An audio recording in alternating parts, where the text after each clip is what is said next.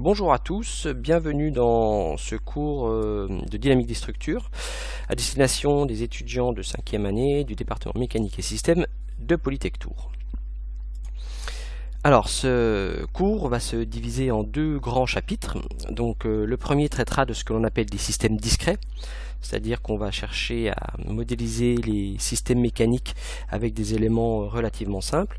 Et le deuxième chapitre va s'intéresser à la vibration des milieux continus, mais uniquement pour des géométries relativement simples, à savoir les poutres. Alors voici le sommaire que l'on va suivre. Donc tout d'abord une brève introduction. Et ensuite, dans le cas donc du chapitre 1 des systèmes discrets, on va tout d'abord s'intéresser aux systèmes discrets qui ont un seul degré de liberté, c'est-à-dire qu'on va considérer qu'il y a un seul solide indéformable. Donc on va évidemment voir la mise en équation de la vibration de ce système mécanique, et puis on va s'intéresser à des cas particuliers qui sont décrits ici. Alors ensuite, on va un petit peu complexifier la chose, puisqu'on va s'intéresser au cas où on a des systèmes discrets qui ont n degrés de liberté, donc plusieurs solides indéformables, et donc on va s'intéresser aux items qui sont listés ici. Donc le cas de vibration libre non amortie, qui est assez simple, et puis en fait on verra ensuite l'analyse modale, et puis pour finir le système le plus complexe, donc le cas où on a l'amortissement qui vient en plus dans ce système. Alors tout d'abord une introduction dans le cas de la dynamique des structures des systèmes discrets. On est bien dans le cas des systèmes discrets, hein. Quel est le but? Évidemment c'est d'étudier le comportement dynamique des systèmes mécaniques, et pour ce faire on a recours à des modèles simplifiés, puisqu'on va considérer que les systèmes mécaniques sont exclusivement constitués de solides indéformables avec une certaine masse, de ressorts et d'amortisseurs. Et dans ce cas on parle de système masse ressort amortisseur, c'est le langage courant utilisé.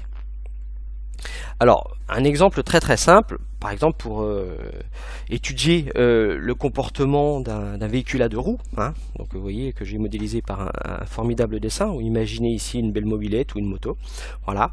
Donc on a la masse du système qui est représentée ici par le rectangle, et puis qui est reliée au sol par des roues via des ressorts et des amortisseurs, comme ça se fait sur tout véhicule courant.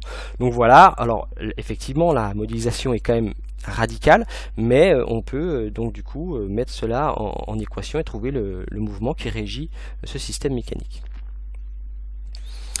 Alors, on va montrer que l'équation donc qui gère ce mouvement en fait est une équation différentielle qui va être linéaire et d'ordre 2. Où on a différentes grandeurs que je vous ai écrites sur l'équation qui est ci-dessous. Alors vous reconnaissez évidemment des lettres qui vont vous rappeler quelque chose. Donc M va caractériser la masse de notre système mécanique, K la raideur du système, C la matrice d'amortissement. Et ici on a U que l'on appelle les vecteurs de degré de liberté qui, dans notre cas, ici, sont les déplacements. Et F représente en fait les forces extérieures qui agissent sur notre système mécanique. Voilà la relation avec l'environnement extérieur, si vous préférez. Alors, donc, on va s'intéresser au cas à 1 degré de liberté. Alors, vous allez voir que cette partie, alors de mon point de vue, est relativement simple, puisque ce sont des choses que vous avez déjà étudiées par ailleurs au cours de votre scolarité. Voilà, donc on va s'intéresser à ce cas précisément. Alors, on va voir la mise en équation. Alors, on va s'intéresser à un cas relativement simple que j'ai schématisé ci-dessous. Donc, une masse qui est reliée à un mur fixe à l'aide d'un ressort de raideur K, d'un amortisseur d'amortissement C. On a la masse M du véhicule et puis on applique une force extérieure à celui-ci. Alors, je précise qu'on néglige les forces de frottement dues aux roues, d'accord? Donc, en fait, les seules forces qui vont agir sur ici notre solide indéformable de masse M sont la force appliquée évidemment à cette masse, puis les forces dues au ressort et à l'amortisseur. Donc voilà, donc on va mettre en équation ce système mécanique de 3 façons différentes pour bien asseoir les idées, et on voit ça dans la vidéo suivante. Voilà.